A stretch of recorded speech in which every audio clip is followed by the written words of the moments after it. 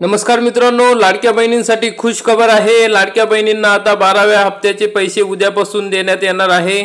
मोठी घोषणा पत्रकार परिषदेत माननीय अजित पवार यांनी केलेली आहे। 3600 कोटी हे डीबीटी खात्यामध्ये वर्ग करण्यात आलेले आहे। उद्या सकाळपासून लाडक्या बहिणींच्या खात्यावर हे पैसे जमा होतील असे महत्त्वपूर्ण वक्तव्य माननीय अजित पवार यांनी केले आहे। तर ते काय म्हणाले आपण त्यांच्या व्हिडिओतून बघूया।